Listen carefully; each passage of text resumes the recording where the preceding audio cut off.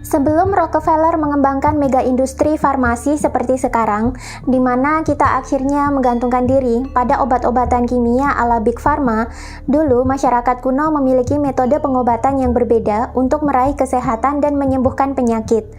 Alih-alih mengkonsumsi obat-obatan kimia seperti di zaman sekarang, masyarakat di peradaban kuno memilih bentuk pengobatan holistik atau menyeluruh yang meliputi pengobatan tubuh, pikiran, dan jiwa. Mereka juga lebih memilih pengobatan alam, di mana saat sakit melanda, mereka memilih untuk kembali ke alam untuk menyembuhkan penyakitnya. Ini bisa ditempuh dengan cara mengkonsumsi herbal, melakukan diet, atau bermeditasi di alam. Ketika Rockefeller mengembangkan industri farmasinya, pengobatan holistik ala peradaban kuno ini pun ikut ditinggalkan masyarakat. Tabib-tabib semakin berkurang. Kini berganti dengan dokter, bidan, dan perawat yang harus bersekolah khusus dan meresepkan obat-obatan kimia kepada masyarakat. Namun, seiring dengan terbukanya kesadaran umat manusia, muncul kekhawatiran baru bahwa obat-obatan kimia yang sekarang kita konsumsi bisa merusak bagian tubuh kita yang lain. Greg Braden dalam bukunya Spontaneous Healing of Belief juga mengatakan ketika kita mengkonsumsi obat kimia untuk menekan gejala A, tanpa kita sadari obat itu juga akan menggerus fungsi organ B, C, D, dan seterusnya. Manusia pun mulai sadar bahwa untuk menyembuhkan penyakit itu tidak melulu hanya bisa mengandalkan obat kimia saja, tapi pikiran dan jiwa yang sehat pun diperlukan untuk mempercepat proses penyembuhan.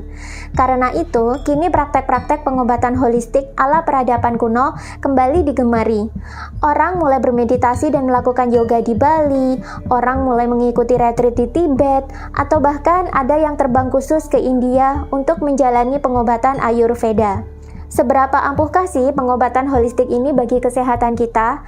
Apa rahasianya sehingga hanya dengan pengobatan berbasis natural seperti ini, penyakit-penyakit manusia itu bisa sembuh?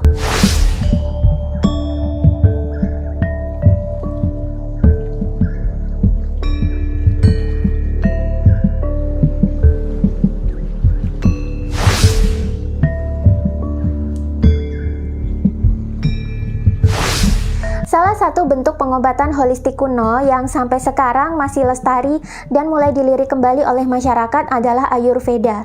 Pengobatan kuno ala India ini dipercaya mampu menyembuhkan manusia secara fisik, jiwa, dan mental, sehingga kesembuhan total terhadap beragam penyakit pun bisa diraih. Di Bali pun, kini mulai bermunculan praktek-praktek penyembuhan Ayurveda dengan praktisi dari India langsung. Pasiennya tak hanya bule-bule luar, tapi beberapa public figure dari Indonesia pun mulai menjalani metode penyembuhan ini untuk penyembuhan fisik, mental, dan jiwa mereka. Sebenarnya, apa sih rahasia teknik Ayurveda ini sehingga dia digemari masyarakat dan dipercaya ampuh dalam menyembuhkan penyakit?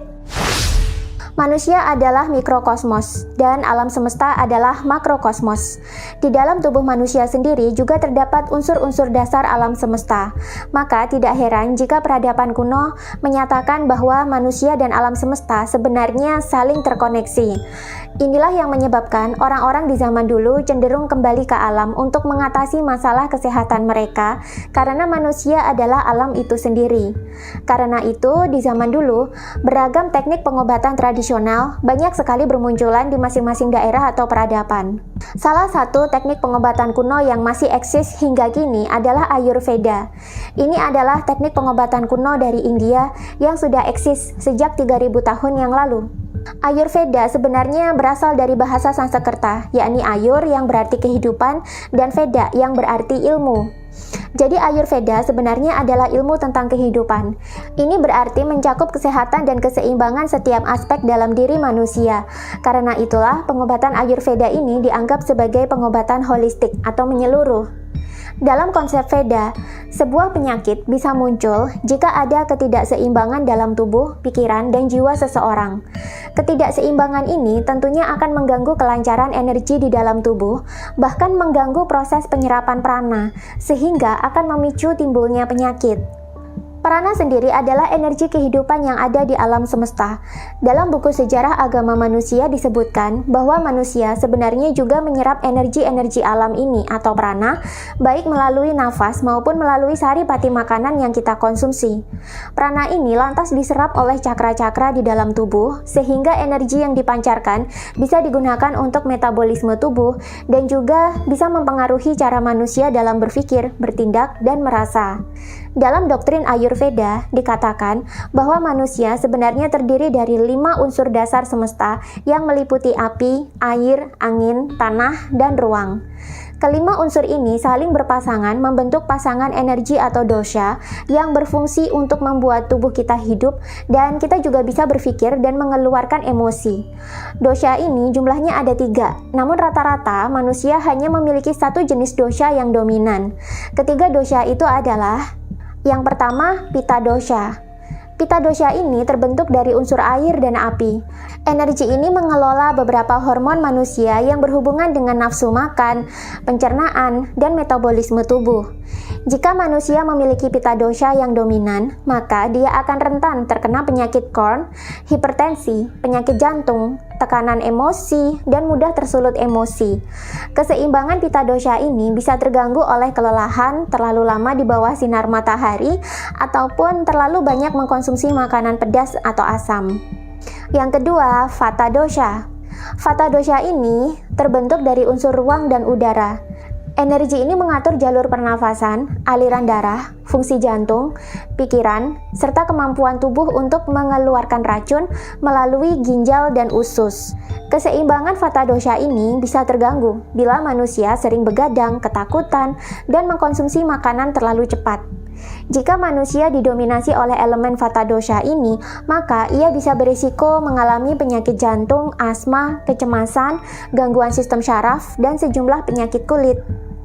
Yang ketiga, Kapha dosha. Pasangan energi ini terbentuk dari unsur bumi dan air dan biasanya berperan dalam mengatur berat badan, pertumbuhan otot, sistem kekebalan tubuh, serta vitalitas tubuh. Gangguan pada elemen Kapha dosha ini biasanya disebabkan karena manusia kerap makan walau perut sudah kenyang ataupun senang mengkonsumsi terlalu banyak makanan manis atau garam. Jika manusia didominasi oleh elemen Kapha dosha ini, biasanya ia akan berpotensi mengalami kanker, diabetes, mual setelah makan, asma, atau obesitas. Nah, Ayurveda membantu penyembuhan dan kesehatan manusia dengan cara menyeimbangkan ketiga elemen ini, sehingga tidak ada yang terlalu dominan atau terlalu resesif. Sehingga setiap cakra dalam tubuh bisa menyerap prana dengan lancar, sisa-sisa kotoran energi juga lancar terbuang, dan pada akhirnya sistem metabolisme tubuh membaik. Ketika sistem metabolisme tubuh membaik, maka sirkulasi darah ke seluruh tubuh, terutama ke otak, akan menjadi lancar. Ini akan mendorong manusia untuk berpikir lebih jernih dan bisa lebih dewasa dalam mengelola emosi. Untuk bisa mencapai keseimbangan ini, maka Ayurveda menyarankan pasien untuk bisa menyelaraskan pikiran atau mind, tubuh atau body, dan jiwa atau soul. Beberapa metode juga dilakukan untuk menyeimbangkan ketiga elemen diri ini, mulai dari meditasi, yoga, melakukan jenis olahraga tertentu, diet, konsumsi herbal, dan mengatur ulang pola makan dan rutinitas. Di Indonesia, orang yang mengambil terapi Ayurveda biasanya menjadi satu dengan retreat liburan selama beberapa hari. Biasanya, terapis akan mewawancarai calon pasien mengenai keluhan penyakit yang diderita, rutinitas sehari-hari, berikut masalah kesehatan mental yang menyertai. Setelah itu, pasien biasanya akan diberi resep dan jadwal kegiatan penyembuhan yang harus diikuti selama program berlangsung. Pasien juga biasanya akan mendapatkan daftar menu diet yang harus dipenuhi agar detoks tubuh bisa maksimal. Karena ini adalah metode penyembuhan holistik, maka Ayurveda lebih cenderung menggunakan bahan-bahan yang berasal dari alam langsung ketimbang obat-obatan kimia. Karena itu, konsumsi herbal dan makanan organik akan bisa kita temui saat program berlangsung. Penyembuhan ini akan dimulai dari dalam diri dahulu, mulai dari pikiran atau mind, kemudian mengarah ke jiwa atau soul, baru kemudian mengikuti penyembuhan tubuh atau body. Banyak manusia yang tidak menyadari bahwa sebagian besar penyakit yang diderita manusia itu berasal dari pengaruh pikiran. Stres, depresi, tekanan sosial, tuntutan pekerjaan, kehidupan keras perkotaan yang menuntut hasil kerja tinggi, konflik sosial yang terjadi tanpa disadari telah membuat otak manusia berpikir dalam mode bertahan hidup, terutama saat stres datang. Ketika itulah kecemasan, ketakutan, kekhawatiran, dan perasaan negatif lainnya akan muncul dari dalam jiwa manusia. Semuanya ini berawal dari pikiran atau otak sebagai pemicunya. Ketika manusia dalam mode bertahan hidup inilah, tubuh akan terus-menerus mengeluarkan hormon stres dan memicu jantung untuk bekerja lebih keras dan lebih keras lagi. Tanpa disadari, mekanisme ini juga membuat kinerja organ lain ikut terganggu hingga muncullah beragam penyakit. Terapi Ayurveda akan menyertakan meditasi sebagai jalan untuk menenangkan pikiran. Ketika semua pikiran sudah mengendap, maka jiwa akan ikut menjadi tenang.